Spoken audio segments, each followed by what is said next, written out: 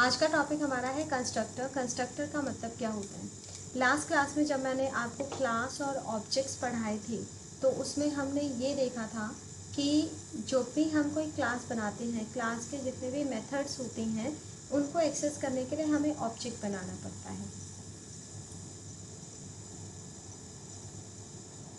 और उन ऑब्जेक्ट को इनिशलाइज करने के लिए यानी कि ऑब्जेक्ट में वैल्यू डालने के लिए हमारे पास तीन मेथड थे। एक हम नॉर्मली डायरेक्टली हम वैल्यू डाल रहे थे, ठीक है, और दूसरा हम फंक्शन का यूज़ करके यानी कि मेथड का यूज़ करके ऑब्जेक्ट में वैल्यू डाल रहे थे, जिसमें हमने स्टूडेंट नाम की क्लास ली थी और उसका एक रोल नंबर और एक नेम वेरिएबल लिया था, और उसमें एंटर कराने के लिए हमने लास्ट में दो मेथड्स देखे थे, जो डायरेक्टली ऑब्जेक्ट वैल्यू को इनिशलाइज करा रहा है या दूसरा ऑब्जेक्ट को इनिशलाइज कराने के लिए हम मेथड का यूज़ कर रहे हैं।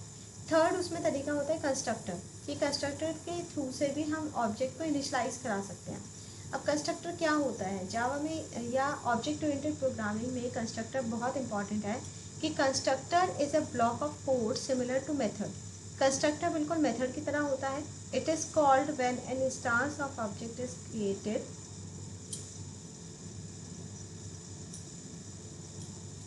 And memory is allocated to object. Constructor ना अपने आप कॉल हो जाता है जैसे ही आप कोई इंस्टांस क्रिएट करते हैं, ठीक है। जैसे ही ऑब्जेक्ट का इंस्टांस क्रिएट होता है यानी कि रेफरेंस वेरिएबल जैसे ही आप क्रिएट करते हो, ये अपने आप ऑब्जेक्ट को क्या करता है, मेमोरी एलोकेट करता है। It is specially type of method which is use to initialise the object. तो कंस्ट्रक्टर का यूज़ किस लिए किया जाता है, ऑब्जेक्ट को इनिशलाइज करने के लिए। और every time an object is created the new keyword, यानी कि जब भी हम न्यू का यूज़ करते हैं ना, न्यू स्कैनर, न्यू एबीसी, जो भी आपने क्लास बनाई उसको न्यू करके जब हम बनाते हैं तो उससे क्या होता है, उससे ऑब्जेक्ट क्रिएट होता है। और ऑब्जेक्ट क्रिएशन के टाइम पे एटलीस्ट वन कंस्ट्रक्टर तो कॉल होता ही है। तो कंस्ट्रक्टर क्या होता है कि सबसे पहले ये तो अपने आप कॉल हो जाते हैं, और जैसे ही न्यू कीवर्ड दिया जाता है कंस्ट्रक्टर कॉल हो जाता है। और कंस्ट्रक्टर ऑब्जेक्ट को इनिशलाइज कराने के लिए यूज़ होता है, उसके अंदर वैल्यू डालने के लिए यूज़ होता है। कंस्ट्रक्टर का यूज़ क्या है, constructor are used to initialise the data member of object, एक ऑब्जेक्ट के डेटा मेंबर को वैल्यू इनिशलाइज कराने के लिए। और in Java initialisation is the integral part of the object creation. Uninitialised object is not created in Java means each time the object is created constructor is executed. यानी कि जब भी हम ऑब्जेक्ट बनाते हैं तभी कंस्ट्रक्टर कॉल हो जाता है अपने आप, इसको हमें खुद कॉल करने की ज़रूरत नहीं होती।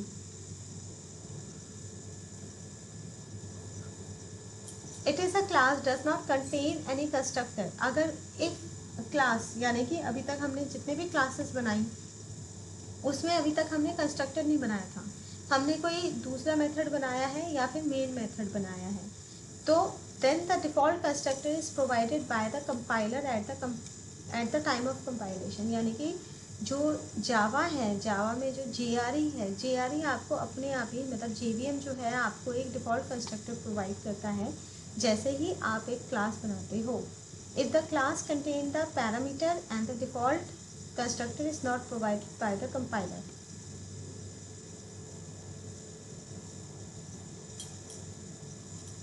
अगर क्लास के अंदर आपने पैरामीटर दे रखे हैं तो पैरामीटर को कोई डिफ़ॉल्ट वैल्यू मतलब ऐसी कोई वैल्यू नहीं देगा, लेकिन उसको ज़ीरो वैल्यू दे देगा, एक डिफ़ॉल्ट वैल्यू वो उसको प्रोवाइड कर देगा constructor.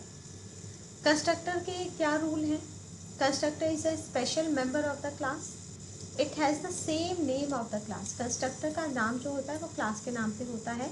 It does not have explicit return type, इसका कोई रिटर्न टाइप नहीं होता है, ठीक है। It is simply invoke just after object is created, और जैसे ही ऑब्जेक्ट क्रिएट होता है जावा का जो है कंस्ट्रक्टर कॉल हो जाता है। A Java constructor can not be abstract, static, final और सिंक्रोनाइज।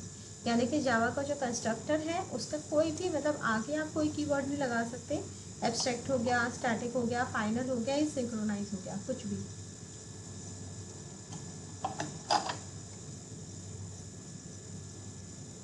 कंस्ट्रक्टर कब कॉल होता है, every time the object is created with new keyword. जब भी आप न्यू कीवर्ड से ऑब्जेक्ट क्रिएट करते हो at least one constructor is called. एक कंस्ट्रक्टर कॉल्ड होता है जिसको हम डिफ़ॉल्ट कंस्ट्रक्टर कहते हैं। जावा में कितने टाइप के कंस्ट्रक्टर होते हैं? आपके दो तरह के कंस्ट्रक्टर होते हैं, एक डिफ़ॉल्ट कंस्ट्रक्टर होता है, एक पैरामीटराइज कंस्ट्रक्टर होता है।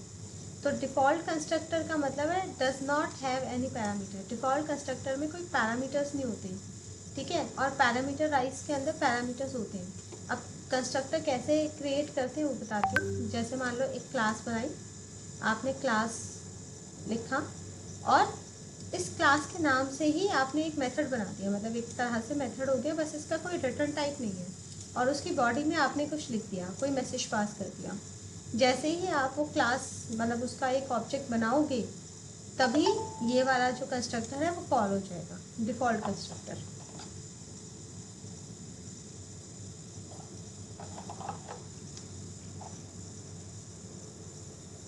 देखो अब मैं आपको करके दिखाती हूँ ये डिफ़ॉल्ट कंस्ट्रक्टर हमारा कैसे कॉल होता है।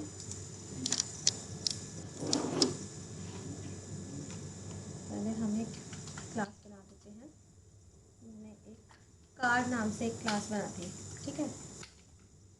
और यहाँ पे इसका एक कंस्ट्रक्टर बना लेते हैं। कंस्ट्रक्टर अगर आप नहीं बनाते हो, पहले मैं वो दिखा देती हूँ, फिर आप बना देते हो तो फिर मैं वो दिखाती हूँ कि कैसे होता है। आप सिंपल बना लीजिए, public static void name.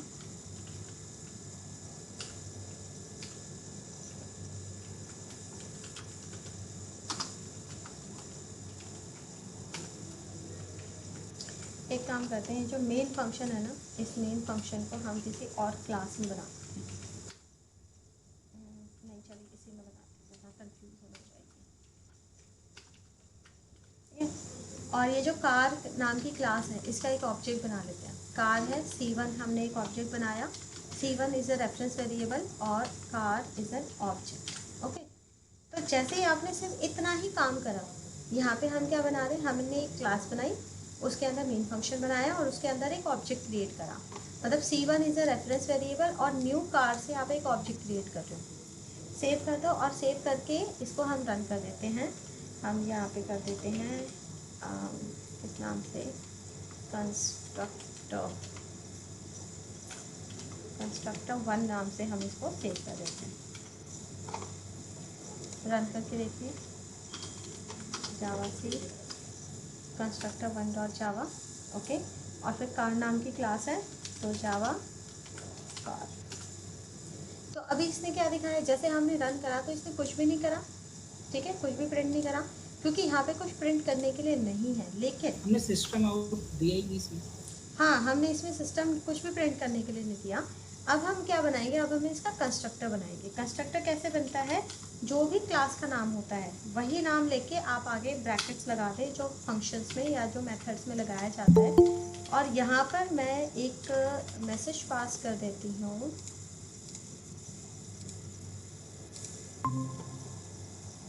Raman, आप इतना लेट ज्वाइन हुए हैं? मैम नेटवर्क प्रॉब्लम हो रही थी तो बाहर आ था मैम, कहीं और मतलब घर से ओके थोड़ा ओके लग। Okay okay. मैम मौसम थोड़ा वैसे हो रहा है ना, तो एक सुबह से ही नहीं चल रहा नेट मैम आज। ओके ओके, चलिए कोई बात नहीं। मैंने वैसे रिकॉर्ड कर रखा है, आप उसमें से देख के क्लास को दोबारा से सुन सकते हैं। तो मैंने क्या लिखा, कार्स डिफ़ॉल्ट कंस्ट्रक्टर इस कॉल्ड, ठीक है।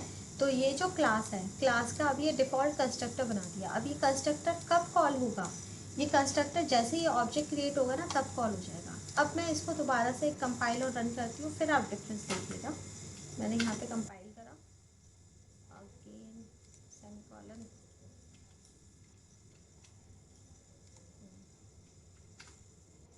ठीक है। हमने कंस्ट्रक्टर मतलब रन करा। अब इसको रन करते ही देखिए इसने अपने आप बता दिया डिफ़ॉल्ट कंस्ट्रक्टर इज कॉल्ड। हमने कंस्ट्रक्टर का नाम तो क्लास के नाम पे रखते हैं, अभी आपने बोला था। बिल्कुल क्लास का नाम ही रखा है हमने, कार नाम की क्लास है, कंस्ट्रक्टर का नाम भी कार है। हम जब रन करेंगे तो कंस्ट्रक्टर लिखेंगे, कार नहीं लिखेंगे। ये तो हमने इंटरनल कुछ भी लिखा है ना, इंटरनल आप कोई भी मैसेज पास कर सकते हो। ये तो हमने स्टेटमेंट लिखी है इसके अंदर। Okay okay. हाँ, तो वो आप कुछ भी कर सकते हो। हमने कंस्ट्रक्टर क्या है, कंस्ट्रक्टर ये है, यहाँ से कर्ली ब्रेसेस स्टार्ट और कर्ली ब्रेसेस क्लोज, इस ब्लॉक के अंदर आप कुछ भी बना सकते हो, कुछ भी जो आपका मन करे आप वो कोड लिख सकते हैं। तो अभी मैंने इस कोड में क्या लिखा, सिर्फ एक स्टेटमेंट लिखी है कि कार का डिफ़ॉल्ट कंस्ट्रक्टर कॉल हो चुका है। तो मैं ये बता रही हूँ कि जैसे ही हम ऑब्जेक्ट बनाते हैं ना, डिफ़ॉल्ट कंस्ट्रक्टर अपने आप कॉल हो जाता है, यानी कि कंस्ट्रक्टर आपको कॉल करने की ज़रूरत नहीं होती, कंस्ट्रक्टर अपने आप कॉल होते हैं। ठीक है, अब इसी में ही हम थोड़ा सा और वेरिएंट ले लेते हैं कि इसमें हम कुछ वेरिएबल ले लेते हैं, उस वेरिएबल को कुछ हम वैल्यू इनिशलाइज करने की कोशिश करेंगे। तो यहाँ पे हम कर देते हैं कि हमने दो वेरिएबल ले लिया, एक x और एक y। ठीक है, अब इसी डिफ़ॉल्ट कंस्ट्रक्टर के अंदर हम x और y की वैल्यू प्रिंट कराएंगे।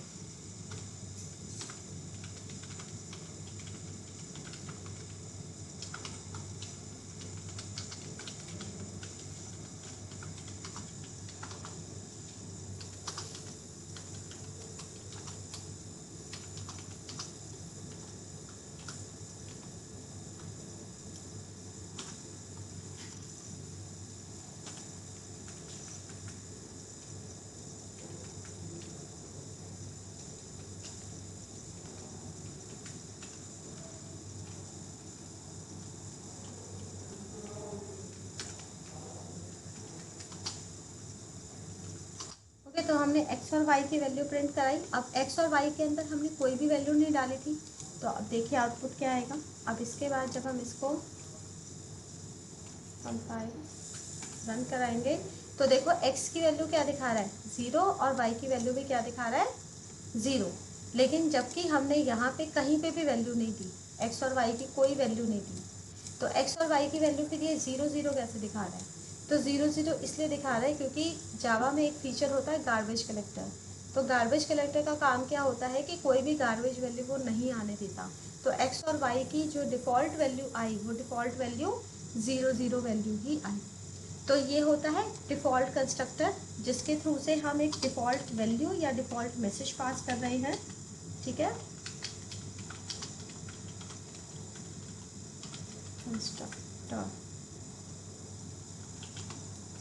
अब मैं इसमें दूसरा बता रही हूँ जिसको हम पैरामीटराइज कंस्ट्रक्टर कहते हैं।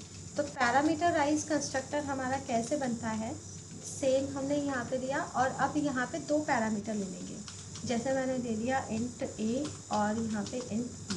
ठीक है, a और b ले लिया और यहाँ पे हम x को a और b को y को b से इनिशलाइज कर रहे हैं। ठीक है, मतलब जो भी आप यहाँ पे वैल्यू पास करेंगे वो वैल्यू a, x और y में चली जाएगी। अब यहाँ पे हम करते हैं डिफ़ॉल्ट कंस्ट्रक्टर की जगह पैरामीटराइज्ड कंस्ट्रक्टर। अब पैरामीटराइज्ड कंस्ट्रक्टर कब कॉल होता है, यानी कि जब आप कोई पैरामीटर पास करते हैं। जैसे मैंने यहाँ पे कार C2 लिया, अब इसमें पैरामीटर पास करना है तो वो हम ना इधर ही पास करेंगे, इधर जहाँ पे आपने ये कॉल करा है। तो अब मैंने मेन के अंदर कोई भी स्टेटमेंट प्रिंट नहीं कराई, यहाँ पे हम सिर्फ दो वैल्यू पास करा देते हैं। एक मैंने पास करा दिया 10 और एक 20। अब आप देखिए इसको रन करेंगे तो दूसरे में वैल्यू चेंज हो जाएगी। देखिए यहाँ पे पहली बार आया 0 0, दूसरे में आया 10 और 20, और यहाँ पे क्या हो गया, अपने आप कॉल हो गया कि पैरामीटराइज कंस्ट्रक्टर कॉल। यानी कि यहाँ पे जब हम ऑब्जेक्ट क्रिएट कर रहे हैं, ऑब्जेक्ट क्रिएट करने के टाइम पे ही ये कंस्ट्रक्टर कॉल हो जाता है। तो ये खाली था तो डिफ़ॉल्ट कंस्ट्रक्टर कॉल हुआ, या हमने पैरामीटर पास करे तो पैरामीटराइज्ड कंस्ट्रक्टर कॉल हो गया। और ये डेटा मेंबर्स को इनिशलाइज कराने के लिए यूज़ होता है। जो x और y आपने दिया है डेटा मेंबर, उसको ये वैल्यू इनिशलाइज करा रहा है। डिफ़ॉल्ट कंस्ट्रक्टर 0 से करा रहा है, पैरामीटराइज कंस्ट्रक्टर जो पैरामीटर दिए हैं उससे करा रहा है। क्लियर है?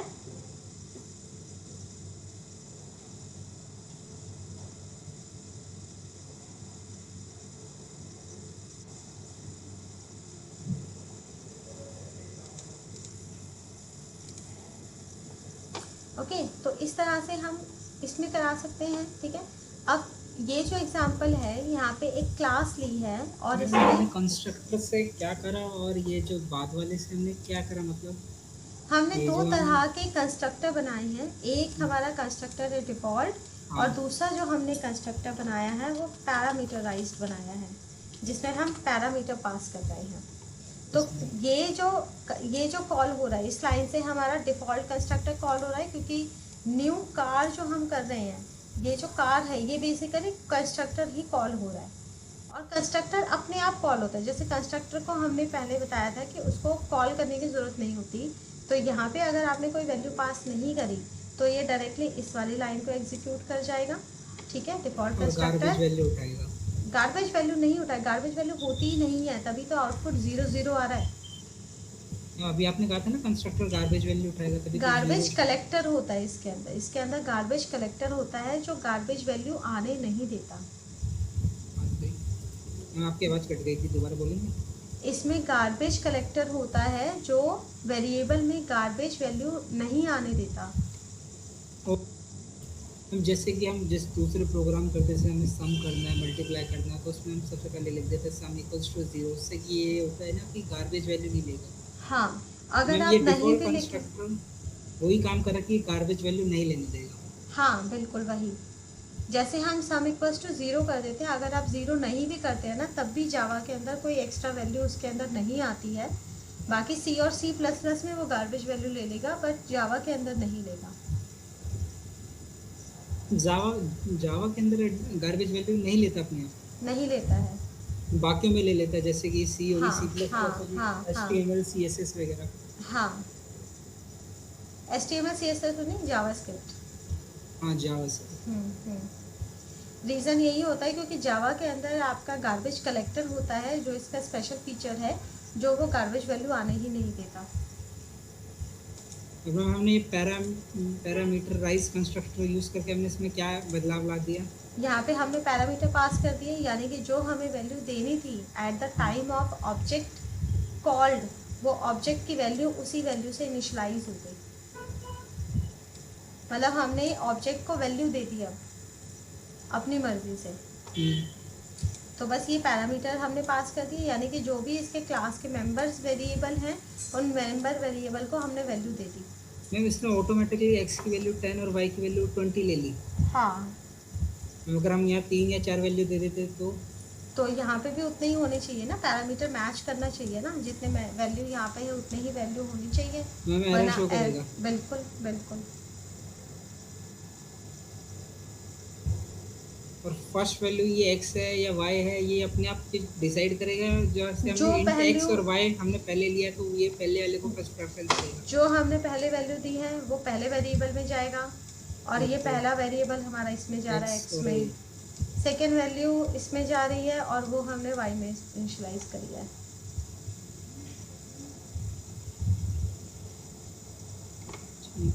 तो इससे हमारा क्या हो रहा है, हम वैल्यू इनिशियलाइज कर रहे हैं। और यहाँ पे भी जैसे अब एक स्टूडेंट नाम की क्लास है और उसमें आईडी और नेम दिया हुआ है, और एक डिस्प्ले फंक्शन के थ्रू से हम आईडी और नेम को दिखा रहे हैं। तो अब यहाँ पे दोनों ही जगह हमने डिफ़ॉल्ट कंस्ट्रक्टर यूज़ करे हैं। तो डिफ़ॉल्ट कंस्ट्रक्टर से जब भी आप डिस्प्ले करोगे तो इंटीजर वैल्यू को तो ये 0 दिखा देगा, और जो स्ट्रिंग है उसके अंदर नल दिखा देगा।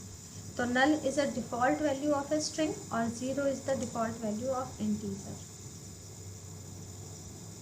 तो पैरामीटराइज कंस्ट्रक्टर जो होता है इस स्पेशल नंबर ऑफ पैरामीटर, यानी कि आप इसमें पैरामीटर पास करते हैं जो मेंबर वैल्यू को इनिशलाइज करता है। एग्जांपल देखें तो यहाँ पर है कि एक स्टूडेंट है जिसमें आईडी और नेम 2 वेरिएबल दे रखे हैं।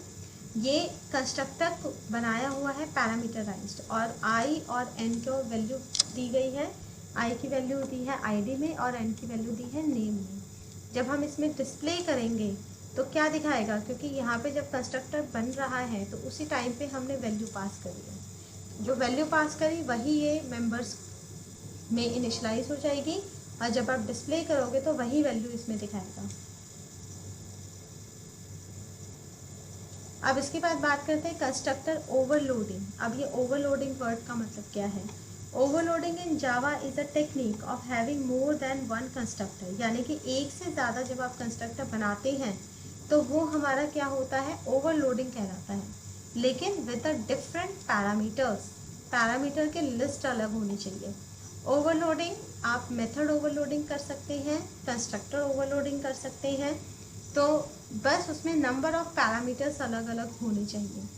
दे are arranged in a way that each constructor perform a different task, यानी कि हम इस तरह से करते हैं कि हर एक कंस्ट्रक्टर अलग अलग तरीके से काम करता है। They are differentiate by the compiler by the number of parameters और लिस्ट एंड इट्स टाइप, और जो पैरामीटर है वो और उसके टाइप्स के अकॉर्डिंग ये अलग अलग समझते हैं उसको।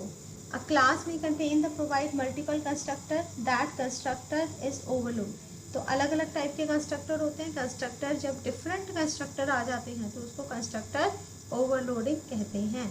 Overloaded is one of the mean that implemented of polymorphism in case of the overloading इधर नो नंबर ऑफ पैरामीटर और the type of parameters overloaded member is very, यानी कि ओवरलोड करने के लिए या तो नंबर ऑफ पैरामीटर अलग हो या फिर टाइप ऑफ पैरामीटर्स अलग हो।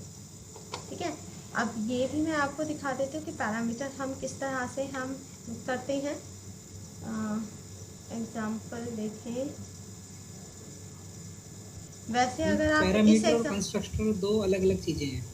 ये पैरामीटर भी कंस्ट्रक्टर पैरामीटर जो होता है इसको कहते हैं पैरामीटर, जो आप वैल्यू पास कर रहे हो इसको पैरामीटर बोले जाते हैं। ओके। और कंस्ट्रक्टर तो क्लास के नाम से जो ब्रैकेट लगा के बनाते हो वो पूरा कंस्ट्रक्टर है। जैसे इससे पहले हमने चेक यूज किया था, चेक मतलब क्लास चेक ली थी प्रीवियस प्रोग्राम्स में। हाँ हाँ। वो एक चेक जो था वो कंस्ट्रक्टर था। नहीं, वो तो क्लास थी ना, चेक नाम की तो क्लास बनाई थी ना आपने। अगर हम ये चेक लिखते कार की जगह तो फिर वो हमारा चेक एक डिफॉल्ट कंस्ट्रक्टर हो जाता। यहाँ पर नो नो मैम, इसके नीचे जहाँ कार यहाँ लिखा है। पर हाँ, नहीं यहाँ अगर नहीं हम चेक नहीं लिखते। नहीं, तो ये एरर देता। क्यों मैम? एरर इसलिए देगा क्योंकि क्लास का नाम क्या है? चेक। हाँ, क्लास का नाम अगर चेक होता तो यहाँ पे भी वो चेक हो जाता। यस मैम, वही मैं कह रहा हूँ कि अगर हमने क्लास में भी चेक लिखा और यहाँ पे भी चेक लिखा तो वो जो हाँ। चेक है वो हमारा डिफॉल्ट कंस्ट्रक्टर हो जाता। हाँ हाँ हाँ। और अगर यही हम एक और कंस्ट्रक्टर यूज़ कर लें, जैसे कि हमने क्लास चेक के बाद क्लास मेन्यू ले लिया, फिर यहाँ दोबारा मेन्यू को एक और डिफॉल्ट कंस्ट्रक्टर बना दिया, तो वो दो कंस्ट्रक्टर हो गए हमारे। तो वहाँ हम उसको जावा ओवरलोडिंग कह देंगे कि जावा नहीं नहीं नहीं नहीं नहीं नहीं नहीं नहीं, अभी मैं बताती हूँ ओवरलोड का मतलब क्या है। इस एग्जांपल में भी आपको ओवरलोड दिखेगा। ओवरलोड का मतलब होता है एक जैसी वैल्यू दो बार। ठीक है, यहाँ पे हमने कितने कंस्ट्रक्टर बनाए हैं? दो कंस्ट्रक्टर बनाए हैं, तो एक ही नाम के दो बन गए ना, तो ये ओवरलोडिंग का एग्जांपल है। It's an overloading. Same name के दो कंस्ट्रक्टर। यस, दो या दो से ज़्यादा।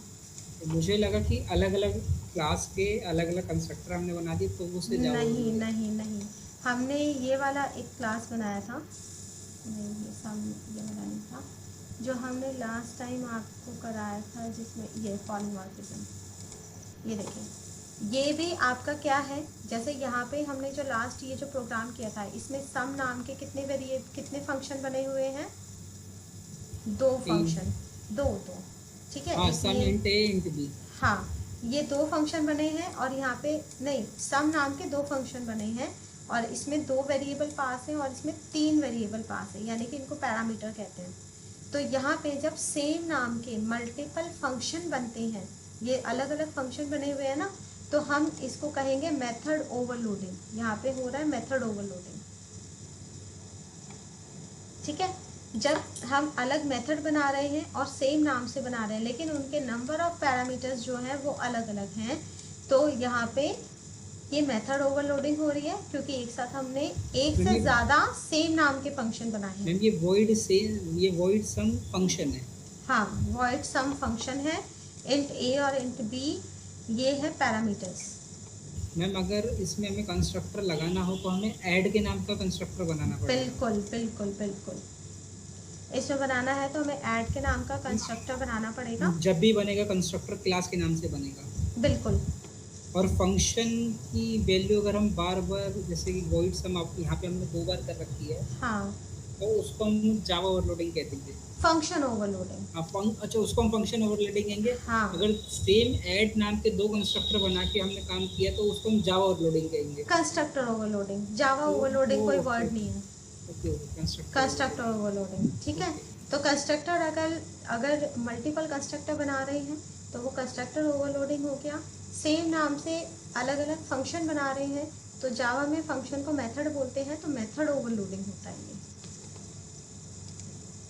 अब आप यहाँ पे देखिए कि जावा कंस्ट्रक्टर और जावा मेथड दोनों में क्या फ़र्क होता है। अ कंस्ट्रक्टर हमारा यूज़ होता है initialise the state of an object, object को वैल्यू प्रोवाइड करने के लिए, ऑब्जेक्ट को स्टेट प्रोवाइड करने के लिए। और method is use to expose the behaviour of an object, यानी कि ऑब्जेक्ट काम कैसे करेगा उसके बिहेवियर को एक्सपोज करने के लिए मेथड होता है।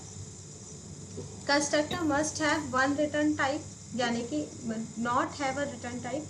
कंस्ट्रक्टर जब भी बनाते हैं तो उसका कोई रिटर्न टाइप नहीं होता, और जो मेथड बनाते हैं उसका मस्ट होता है रिटर्न टाइप होना। जैसे कि यहाँ पे इस फंक्शन, ये जो हमने मेथड बनाया है इसका रिटर्न टाइप है वॉइड, और ये जो हमने कंस्ट्रक्टर बनाया है इसके आगे कोई भी रिटर्न टाइप नहीं है। कंस्ट्रक्टर इज इन्वोक इम्प्लिसिटली, यानी कि कंस्ट्रक्टर अपने आप कॉल होता है। यहाँ पे हमें कंस्ट्रक्टर को कॉल करने की ज़रूरत नहीं थी, जैसे ही हमने ऑब्जेक्ट बनाया कंस्ट्रक्टर अपने आप कॉल हो गया। और मेथड में क्या होता है कि मेथड को एक्सप्लिसिटली इन्वोक करना पड़ता है। तो यहाँ पे जो हमने मेथड बनाया था यहाँ पे हमने उसको ऑब्जेक्ट से कॉल किया है, तो ये इन्वोक करना हो गया। इन्वोक करना यानी कि मेथड को कॉल करना। Java compiler provide a default constructor if don't have any constructor class, यानी कि अगर आपने यहाँ पर जैसे इसमें जो आपने क्लास बनाई है इस क्लास में कोई भी आपने कंस्ट्रक्टर नहीं बनाया है, लेकिन फिर भी इस क्लास का एक डिफ़ॉल्ट कंस्ट्रक्टर है जो JVM आपको प्रोवाइड करता है, जो इंटरनली बना हुआ है, यहाँ कोड में नहीं दिखता। वो हमें विजिबल नहीं है। हाँ, वो इंटरनली JVM बना के रखता है। और method is not provide any compiler any case, यानी कि मेथड का कोई ऐसा कुछ नहीं है जो कंपाइलर मतलब पहले से बना हुआ होता है। Constructor name must be the same name as the class name, constructor का नाम बिल्कुल क्लास के नाम से होना चाहिए, ठीक है, दोनों का नाम सेम। बट मेथड में ऐसा कुछ नहीं है। मेथड नेम में और may not be the same as class name, और मेथड का नाम हो भी सकता है नहीं भी हो सकता, बाकी अलग नाम होता है क्लास से। तो ये हुआ आज का हमने कंस्ट्रक्टर। मेथड क्या होता है? फंक्शन, फंक्शन को ही मेथड कहते हैं। हाँ, ये जैसे जो सम बनाया है, ये सम है, ये इसको हमने फंक्शन कहा था, यही मेथड है। मेथड है। जावा में फंक्शन वर्ड नहीं होता, फंक्शन को मेथड बोलते हैं। ये फंक्शन वर्ड C++ में है। यस। मैम ये जावा लैंग्वेज में इसका बेनिफिट क्या है कंस्ट्रक्टर का? कंस्ट्रक्टर के बहुत सारे बेनिफिट हैं। जैसे कंस्ट्रक्टर में क्या होता है कि जैसे कोई ऑब्जेक्ट बना तो ऑब्जेक्ट को आप वैल्यू प्रोवाइड कर सकते हो। अभी तो आप बहुत छोटे लेवल के प्रोग्राम बना रहे हैं, बहुत छोटे लेवल के क्लासेस बना रहे हैं। जैसे एग्जांपल समझ लेते हैं कि मान लो एक यूनिवर्सिटी में स्टूडेंट का एडमिशन हुआ, ठीक है। तो स्टूडेंट का एडमिशन हुआ तो एडमिशन के टाइम पे स्टूडेंट का नेम, रोल नंबर, उसका address, father's name, mother's name, सारी इंफॉर्मेशन स्टोर हो जाती है, ठीक है। तो अगर हमें कॉलेज के मतलब का अगर कोई जावा में एप्लीकेशन बनाना है तो वहाँ हम स्टूडेंट का एक पैरामीटराइज कंस्ट्रक्टर बना के रखेंगे, जिसमें जैसे ही स्टूडेंट अपना फॉर्म फिल करेगा उस फॉर्म से डेटा उठा के उसके नाम का मतलब कंस्ट्रक्टर कॉल हो जाएगा और उसके ऑब्जेक्ट में उसकी सारी डिटेल फिल हो जाएगी।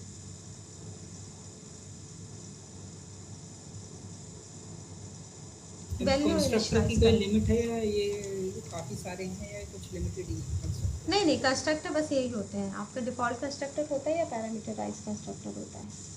टाइप ऑफ कंस्ट्रक्टर दो ही हैं, डिफ़ॉल्ट और पैरामीटर। यस। इन दोनों में डिफरेंस? इसमें कोई भी वैल्यू नहीं आती, इसमें वैल्यू जाती है। इसमें कोई भी डिफ़ॉल्ट में कोई वैल्यू नहीं जाती, इसमें वैल्यू नहीं, जाती है। हाँ, इसमें यूज़र अपनी तरफ से वैल्यू देकर मेंबर वेरिएबल को इनिशियलाइज कर सकता है। जैसे x और y की वैल्यू को हमने 10 और 20 से इनिशियलाइज कर दी तो वो पैरामीटराइज कंस्ट्रक्टर है। मैम ये जो हमने 10 20 दी थी ये बाद में पैरामीटर में रन हुई ना, parameter yes yes yes. Default में तो कुछ रन ही नहीं हुआ। डिफ़ॉल्ट में तो डिफ़ॉल्ट वैल्यू जाती है, जो भी आप डिफ़ॉल्ट वैल्यू देना चाहें। तो इंटीजर की डिफ़ॉल्ट वैल्यू हमने 0 रखी हुई है। हम कहाँ लिखा हमने इंटीजर की डिफ़ॉल्ट वैल्यू हमने 0 रखी? डिफ़ॉल्ट वैल्यू क्या होते हैं? कोई भी अगर आप वैल्यू लेते हो तो वैल्यू की डिफ़ॉल्ट वैल्यू क्या है? ज़ीरो ही तो होगी। कुछ भी ले हम उसकी डिफ़ॉल्ट वैल्यू हमेशा ज़ीरो ही रहती है। ज़ीरो ही रहती है। जावा में फ्लोट लोगे, इंटीजर लोगे, सबकी वैल्यू ज़ीरो रहेगी। कैरेक्टर लोगे, उसकी वैल्यू रहेगी नल। स्ट्रिंग होगी, नल रहेगी। ठीक है। और इंटीजर, फ्लोट, डबल कुछ भी लेते हो तो सबकी वैल्यू ज़ीरो रहती है। मैम एक चीज़ और मैम, इंटीजर वो होते हैं जिसमें मतलब नंबर हो गए 1 2 3 4 5 6। फ्लोट वो हो गए जिसमें डेसिमल आ गया 1.4 पॉइंट्स, हाँ। 57 पॉइंट समथिंग। मैम करेक्टर हो गए शायद ABCD या किसी का भी नाम हो गया। स्ट्रिंग भी तो यही हो गया ABCD या किसी का नाम, या फिर कैरेक्टर स्ट्रिंग में एक में। सिंगल कैरेक्टर आता है और स्ट्रिंग के अंदर मल्टीपल कैरेक्टर्स आते हैं। जैसे हमने स्ट्रिंग में हमने डबल कोट्स में हमने 1 2 3 4 5 लिख दिया, हाँ, मैम वो भी स्ट्रिंग बन जाएगा एक तरह बिल्कुल बिल्कुल बिल्कुल। से। लेकिन डबल यही कोट्स चीज़ के अंदर अगर आप कुछ भी देते हो, चाहे वो स्पेशल कैरेक्टर हो गए, चाहे वो कैरेक्टर हो गए, चाहे वो नंबर्स हो गए, सभी वो एज अ स्ट्रिंग ट्रीट करता है।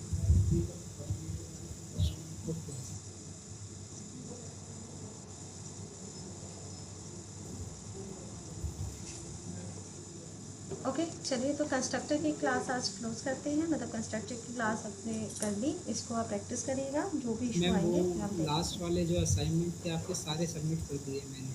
Okay, good good, very good. चलिए, ओके।